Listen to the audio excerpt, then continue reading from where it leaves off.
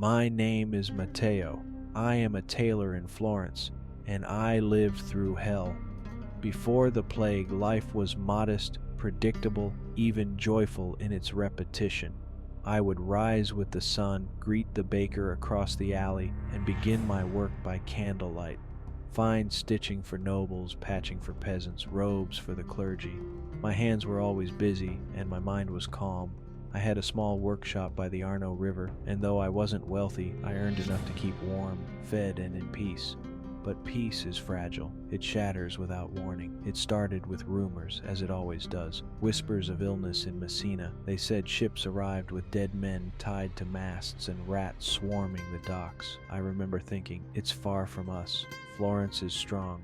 Florence is clean. We have walls, priests, science, God. But God had turned his face away from us. One afternoon in early spring, I was walking through the Mercato Vecchio when I noticed something strange. Silence. The usual shouting of vendors, laughter of children, clattering of hooves, all quiet.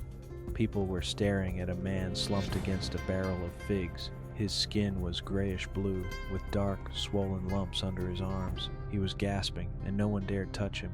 They said it was the plague. I didn't want to believe it. The next morning, my neighbor's daughter, only 7 years old, died screaming in her mother's arms. That same day, I closed my shop early and wandered the streets, trying to understand what was happening. The apothecary's doors were barred. Priests avoided eye contact. People crossed themselves when others coughed. That night, the bells began to ring. They never stopped. By the end of that week, dozens were dead. The rich fled to the countryside thinking they could outrun it. The poor were left behind, and the dying spilled into the churches, the streets, the river.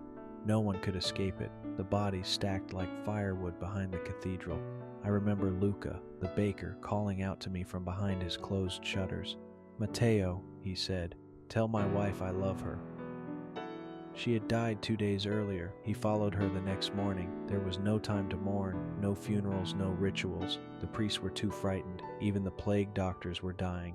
I had sewn their black robes with trembling hands. Some wore masks with beaks stuffed with rosemary and mint, hoping to ward off the evil spirits, but it did nothing. The city changed. The stench was overwhelming. Decay, rot, and smoke. Fires were lit day and night to burn bodies in mass pits. The sky above Florence seemed darker, heavier. People moved like shadows, afraid to speak, afraid to breathe. Panic made monsters of men. Some looted abandoned homes. Others turned on their neighbors, accusing them of bringing the curse. I saw one man beaten in the street for sneezing. He died not from plague, but from fear and cruelty.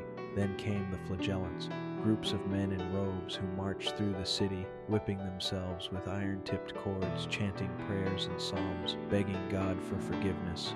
I watched them from my window, bleeding and broken, convinced their pain could save the rest of us. And still, the bells rang. I tried everything. I hung posies above my door. I drank vinegar and rubbed garlic on my chest. I burned incense day and night. I avoided crowds, friends, even my own family. But nothing stopped the fear. I remember the exact moment it reached my home. My sister Elena, pale and sweating, said she felt tired. "Just a chill," she whispered. But then came the coughing, the fever, the dark swellings on her neck. She clutched my hand until her body went cold. I buried her in the garden, alone. That night, I stood by the window, watching ash fall from the sky like snow. I held my mother's rosary and whispered prayers I hadn't said in years. And then, just as I closed my eyes, I felt it, the warmth in my chest, the dull ache in my joints, a pounding in my head. I had the plague. I don't know how many days passed after I felt the first signs. Time warped. It slowed, stretched, then snapped without warning. At first I clung to the hope that it was just exhaustion. My body had endured much, little food, no rest, constant fear. But when the fever gripped me, a heat like fire in my blood, I knew. It wasn't just in my chest. It crawled through my limbs like insects under my skin. My head throbbed with each heartbeat. My joints screamed with pain, and behind my ears, small lumps began to rise, soft at first, then hard and pulsing. I locked myself inside my home. The door bolted, windows shuttered, incense burning day and night. I wrapped my face with cloth soaked in vinegar. I lay on the floor, sweating, shaking, and listening to the death outside. The bells still rang, but now they were joined by the cries. Children screaming for mothers, mothers sobbing over cradles, men shouting, then choking, then silence.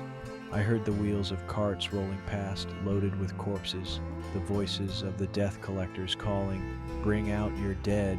The fever took me into darkness. In my dreams, I walked through blackened streets lined with skulls. Rats the size of dogs danced on rooftops. I saw my sister Elena, her eyes hollow, her dress soaked with blood, reaching for me with broken fingers, and I saw the Virgin weeping. I woke coughing blood into my hands. My sheets were soaked through. The lumps on my neck had turned black. I couldn't walk. I crawled to the basin to drink and vomited bile. I begged for God's mercy. I promised to change. I promised anything, but there was no answer. One day, or maybe it was night, I heard a knock on the door. I didn't respond. I couldn't. A second knock, then wood splintering. A figure entered, cloaked in black, face hidden behind a mask with a curved beak. The plague doctor. He didn't speak. He looked at me, tapped his staff on the floor, then turned to leave. I croaked out a plea. He paused, dropped something on my table, a pouch of dried herbs, and left. That was all. I burned everything I owned, my clothes, my sister's blanket, the tapestries. I dragged them one by one into the hearth and watched them curl and crumble to ash. I thought perhaps the fire could cleanse what prayers could not. I was delirious for days, maybe weeks. My skin peeled, my teeth bled. I couldn't eat, I couldn't move. I felt like I was melting from the inside out. And then it stopped, not all at once, but I woke one morning and felt a breeze on my cheek from a cracked window. I saw light, not the harsh fire of fever, but soft sunlight. My hands still shook, but they moved. The swelling began to fade. My coughing eased. I had survived, but survival was not victory. I stumbled outside for the first time, wrapped in rags, more skeleton than man. Florence was silent. Shops boarded shut, doors marked with red crosses. Dogs roamed the streets, sniffing at corpses. Crows circled overhead like omens. The air reeked of death. Where were the people? Dead, fled, or hiding? I passed the baker's home. The window was open. Inside, a family of rats feasted on moldy loaves. I passed the chapel. The altar was smashed, the floor stained with something dark. I reached the river and sat on the embankment, staring into the water. My reflection frightened me. My beard was tangled, my eyes sunken. I looked ancient, haunted. That's when I saw the boy.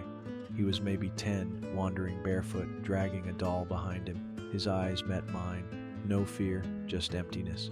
He said nothing, just kept walking. We were ghosts in a ghost town. That night, I returned home and lit a candle. I found parchment and ink and began to write. Not a will, not a prayer, a record, a warning, a memory, because I knew then the world had changed, and so had I. Weeks passed. I no longer counted the days. Time had become an abstract thing. There was no church bell to mark the hours, no merchants to open shops with their morning cries, no children playing in the alleys. Only silence, stillness, a kind of mourning that hung over Florence like smoke. I survived, yes, but to what end? I walked the city each morning, searching for life. Most of the bodies were gone. The death collectors had burned many outside the gates, but remnants remained. Scarves hanging from windows, letters pinned to doors, drawings left by children. I found a locket in the street, still warm from the sun. Inside was a woman's smile. I kept it. There was no food in the markets, no water from the wells. I learned to break into stores. I scavenged through what the rats hadn't touched. Dried beans, old cheese, wine turned to vinegar.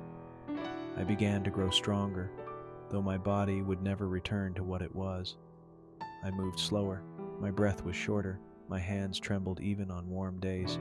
One evening, as I crossed the Piazza della Signoria, I saw smoke rising from the Duomo. At first I feared another fire, or a mob, but it was something else. Voices. I followed the sound, weak and curious.